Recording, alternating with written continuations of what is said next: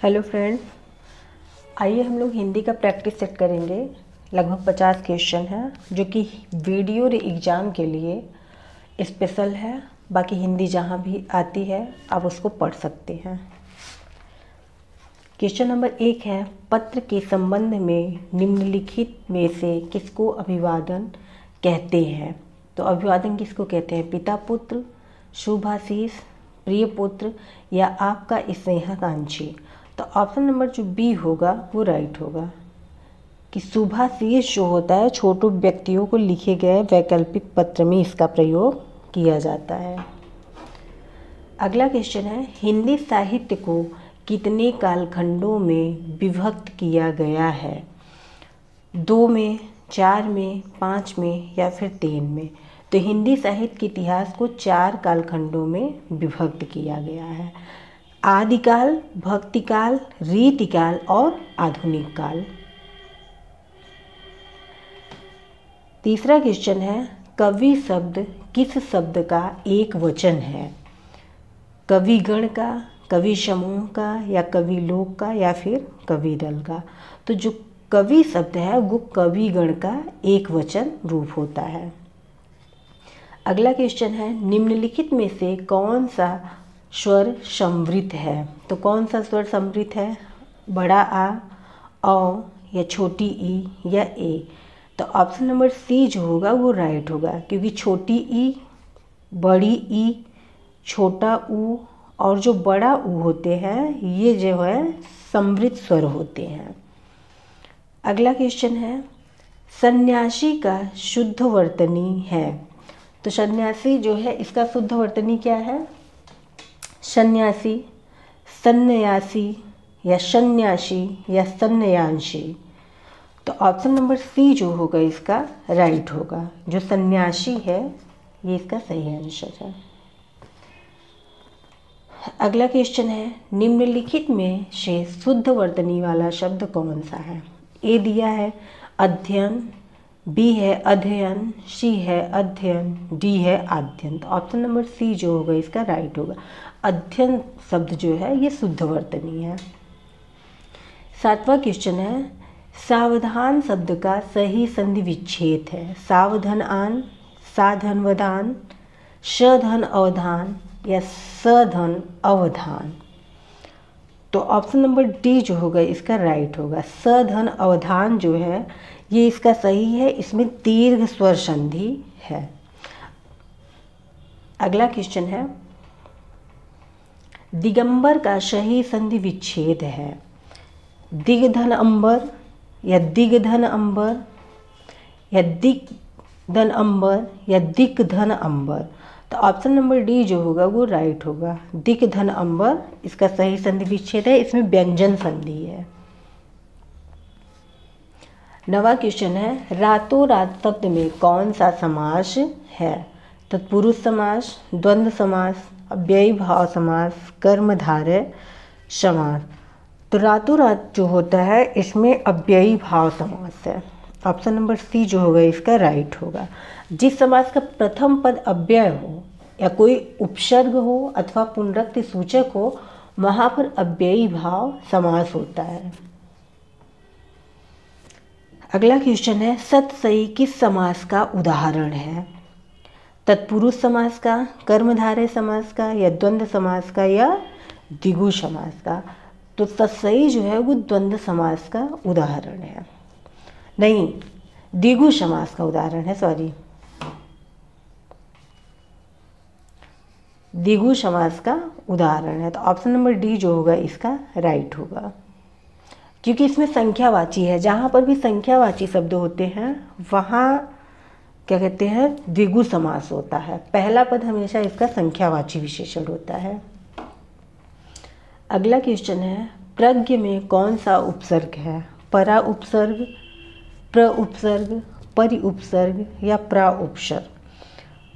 तो option number B जो है इसका प्रज्ञ में प्र उपसर्ग होता है। तो ऑप्शन नंबर बी जो होगा इसका राइट होगा। अगला क्वेश्चन है, निम्नलिखित में से किस शब्द में उपसर्ग का प्रयोग नहीं है? प्रश्न में, प्रतिष्ठा में, अधिकार में या फिर संस्कार में। तो जो ये प्रश्न है ऑप्शन नंबर ए, इसमें क्या कहते हैं उपसर्ग का प्रयोग नहीं है। प्रतिष्ठा में भी क्या कहते हैं प्रति उपसर्ग है, अधिकार में भी अधि उपसर्ग है, और क्या कहते हैं संस्कार में भी सम उपसर्ग लगा हुआ है। तो ऑप्शन नंबर ए इसका सही होगा। अगला क्वेश्चन है बैठक शब्द में कौन सा प्रत्यय है? बै या बैठ या अक या फिर क। तो शब्द के पहले लगने वाले को उपसर्ग कहते हैं और शब्द के बाद में लगने वाले वर्ड को प्रत्यय कहते हैं। तो बैठक शब्द में क प्रत्यय लगा हुआ है, तो ऑप्शन नंबर डी जो होगा इसका सही होगा। अगला क्वेश्चन है निम्नलिखित शब्दों में से तत्सम शब्द कौन सा है? जत्था, तपसी, थोड़ा या फिर अग्नि। तत्सम शब्द पूछा हुआ है, तो ऑप्शन नंबर डी जो होगा ये सही होगा। अग्नि जो होता है ये तत्सम शब्द है, इसका क्या कहते हैं तद्भव जो होगा वो आग होगा। और जत्था का जो तत्सम होता है वो यूथ होता है, यूथ। और थोड़ा का जो तत्सम होता है वो स्तोक होता है, स्तोक। और तपसी का जो क्या कहते हैं तद्भव होता है वो तपस्वी होता है, तपस्वी। अगला क्वेश्चन है निम्नलिखित में से कौन सा शब्द तद्भव नहीं है? दांत, अधर, आँख और कान। तो मतलब तद्भव नहीं है, तो इसमें से आपको बताना है कौन सा तत्सम है। तो जो अधर शब्द है ये तत्सम है। दांत का क्या कहते हैं जो तत्सम होता है वो दंत होता है, आँख का अच्छी होता है, कान का कर्ण होता है। अगला क्वेश्चन है घोड़ा शब्द का तत्सम रूप है, कौन सा है घोड़ा शब्द का तत्सम रूप? अश्व है, घट है या घोटक है या फिर घटक है। तो घोड़ा का तत्सम जो होता है वो घोटक होता है, घोटक। अश्व जो होता है ये पर्यायवाची होता है घोड़ा का, और घट का मतलब तत्सम है, ये घड़ा का तत्सम है, घड़ा का तत्सम। अगला क्वेश्चन है तद्भव शब्द का चयन कीजिए। इसमें से तद्भव कौन है? सूर, निडर, गति और कमल। तो ऑप्शन नंबर बी जो है वो राइट है। निडर जो है ये तद्भव शब्द है, इसका क्या कहते हैं तत्सम जो होता है वो निर्भय होता है। अगला क्वेश्चन है व्यक्तिवाचक संज्ञा चुनिए। मोहन एक परिश्रमी और ईमानदार बालक है। तो इसमें व्यक्तिवाचक संज्ञा कौन है? मोहन, बालक या परिश्रम या फिर ईमानदार। तो जो मोहन है ये व्यक्तिवाचक संज्ञा है। आपने पढ़ा होगा ना किसी व्यक्तिवस्तु स्थान के नाम को संज्ञा कहते हैं, तो मोहन जो है वो व्यक्तिवाचक संज्ञा है। अगला क्वेश्चन है तेजाब में कौन सी संज्ञा है? तो तेजाब में कौन सी संज्ञा है? भाववाचक संज्ञा, व्यक्तिवाचक संज्ञा या फिर द्रव्यवाचक संज्ञा या फिर समूहवाचक संज्ञा। तो कौन सी संज्ञा है? तेजाब में द्रव्यवाचक संख्या है, तेजाब में द्रव्यवाचक संज्ञा है। अगला क्वेश्चन है श्रोता के लिए किस सर्वनाम का प्रयोग किया जाता है? ऑप्शन नंबर ए है उत्तम पुरुषवाचक सर्वनाम, बी है मध्यम पुरुषवाचक सर्वनाम, सी है अन्य पुरुषवाचक सर्वनाम, डी है उपर्युक्त सभी गलत है।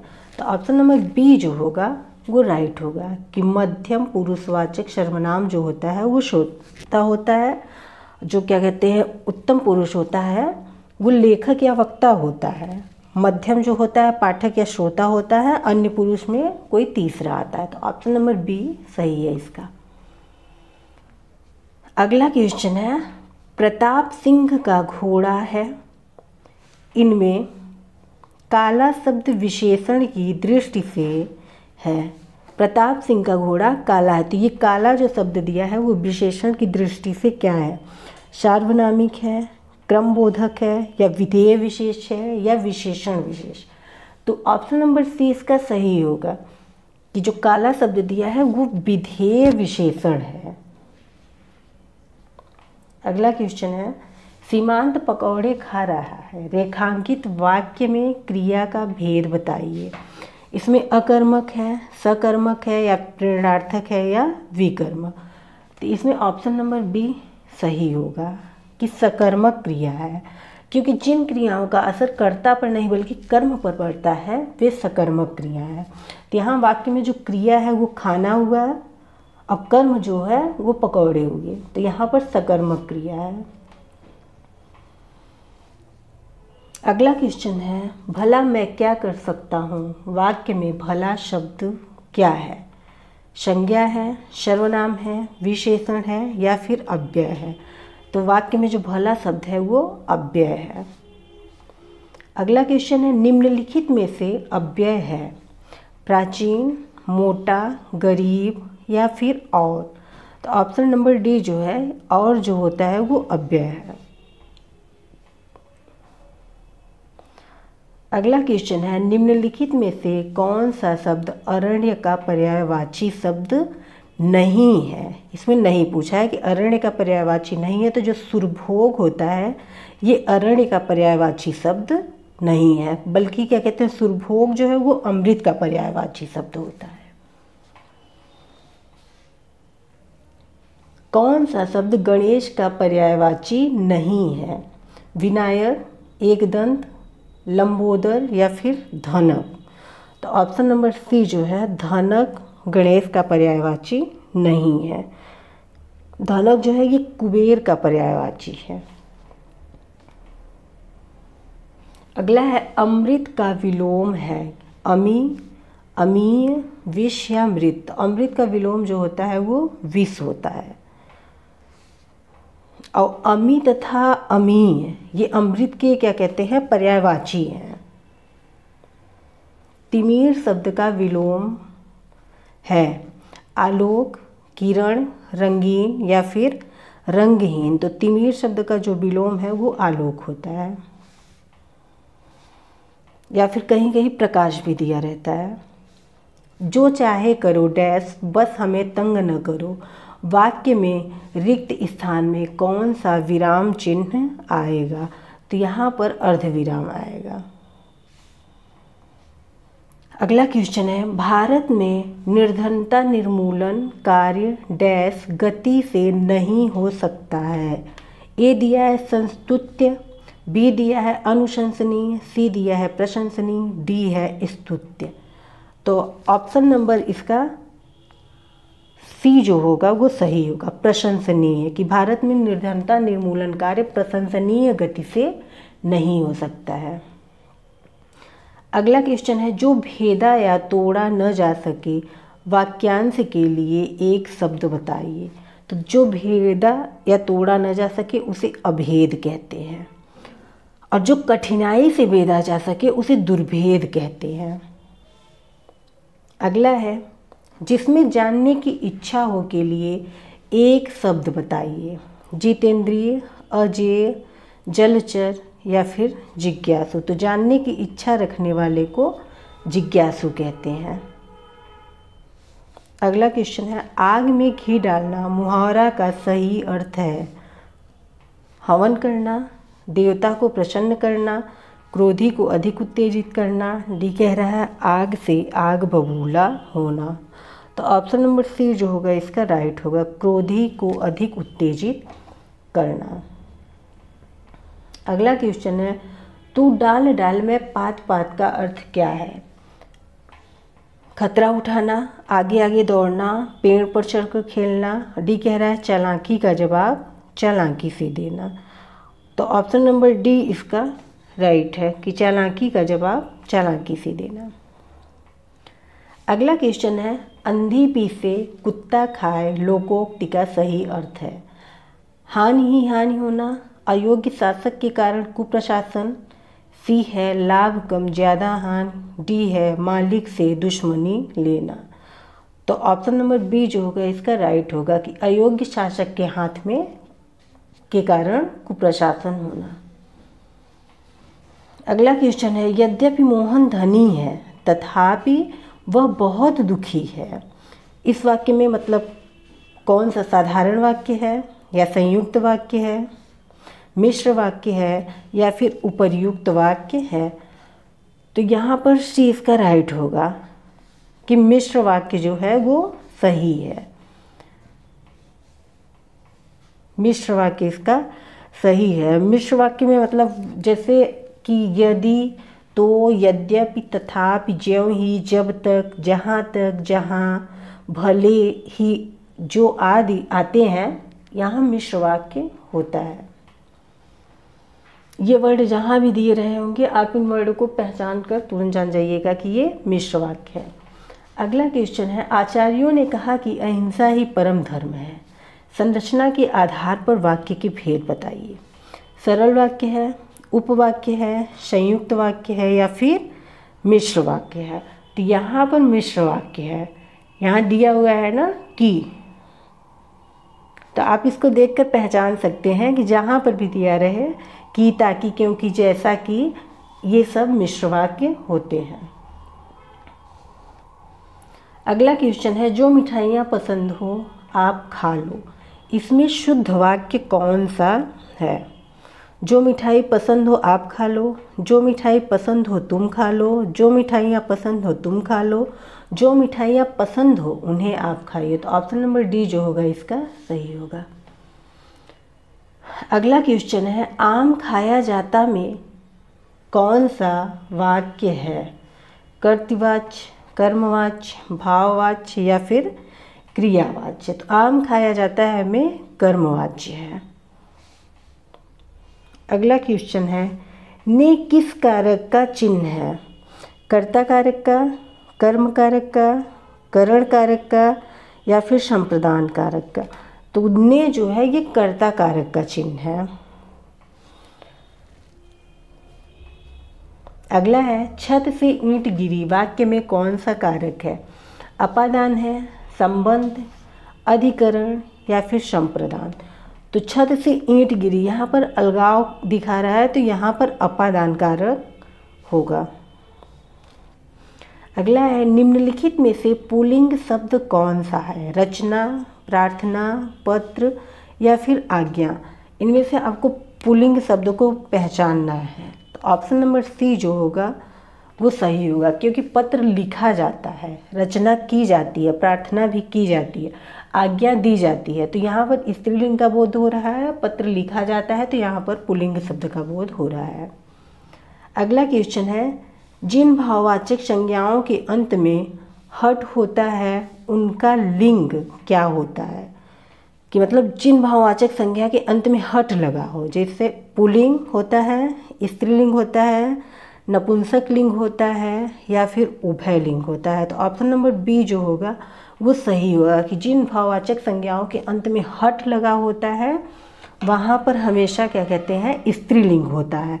इसी के साथ में ट भी हो सकता है, वट भी हो सकता है, जैसे सजावट, चिकनाहट, झंझट, आहट इत्यादि सब जो होते हैं ये स्त्रीलिंग होते हैं। अगला क्वेश्चन है, अगरबत्ती की सुगंध से थकावट दूर हो गई। निम्नलिखित में से इस वाक्य में प्रयुक्त काल बताइए। कौन सा काल है? अपूर्ण भूतकाल, पूर्ण भूतकाल, सामान्य भूतकाल या फिर वर्तमान भूतकाल? तो ऑप्शन नंबर बी जो होगा सही होगा, पूर्ण भूतकाल है इसमें। अगला क्वेश्चन है, मीठा अमरूद में मीठा विशेषण किस कोटि का है? परिमाणवाचक है, गुणवाचक है, व्यक्तिवाचक है या संज्ञावाचक? तो ऑप्शन नंबर बी जो होगा इसका सही होगा कि जो मीठा अमरूद है, जो मीठा ये इसकी मतलब गुण है, ना कि परिमाण है, ना व्यक्तिवाचक ना संज्ञावाचक, इसके गुण को दर्शा रहा है। शुद्ध वर्तनी वाले शब्द का चयन कीजिए। प्राग ऐतिहासिक, प्राग ऐतिहासिक, प्रागैतिहासिक, प्राग ऐतिहासिक। इसका कौन सा ऑप्शन सही है? ऑप्शन नंबर बी जो होगा वो सही होगा। प्रागैतिहासिक जो होता है ये वर्ड सही होता है, बाकी जो दिया है गलत होते हैं। मध्यकालीन भारतीय आर्य भाषा काल है 500 ईसा पूर्व से 1000 ईसा पूर्व तक, 1000 ईसा से 21वीं तक, 1500 ईसा पूर्व से 500 ईसा पूर्व तक। डी कह रहा है 500 ईसा पूर्व से 1000 ईसा पूर्व तक। तो ऑप्शन नंबर ए जो होगा कि मध्यकालीन भारतीय आर्य भाषा का काल 500 ईसा पूर्व से 1000 ईसा पूर्व तक। अगला क्वेश्चन है, इनमें से किस विद्वान ने अपभ्रंश के लिए पुरानी हिंदी शब्द का प्रयोग किया था? पुरानी हिंदी शब्द के लिए किसने प्रयोग किया था? रामकुमार वर्मा ने, धीरेन्द्र वर्मा, या फिर हजारी प्रसाद द्विवेदी, या चंद्रधर शर्मा गुलेरी। तो ऑप्शन नंबर डी होगा, ये सही होगा कि अपभ्रंश के लिए पुरानी हिंदी शब्द का प्रयोग चंद्रधर शर्मा गुलेरी ने किया था। और जो स्वयंभू हैं, स्वयंभू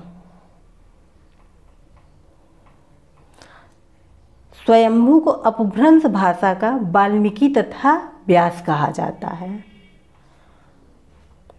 अगला क्वेश्चन है, पृष्ठांकन का अंग्रेजी अनुवाद क्या होगा? अमेंडमेंट होगा, वेरिफिकेशन होगा, स्पेसिमेन होगा, या इंडोर्समेंट होगा? तो ऑप्शन नंबर डी जो होगा कि पृष्ठांकन के लिए इंडोर्समेंट शब्द होता है हिंदी इसका। अगला क्वेश्चन है, agenda is sent here with का हिंदी अनुवाद होगा कार्यसूची के साथ भेजी जा रही है। बी कह रहा है तदनुसार सूचित करें। सी कह रहा है सूची नीचे रखी है। डी कह रहा है संकलन कीजिए। तो ऑप्शन नंबर ए जो होगा इसका राइट होगा, कार्यसूची के साथ भेजी जा रही है, इसका हिंदी अनुवाद होगा। आप लोगों का कितना सही गया है इसमें से कमेंट जरूर करिएगा। आप लोग हिंदी का प्रैक्टिस सेट इसको अच्छे से करिएगा। किसी भी एग्ज़ाम में ये आप बैठेंगे वहाँ ज़रूर आप लोगों को ये क्वेश्चन मिलेंगे।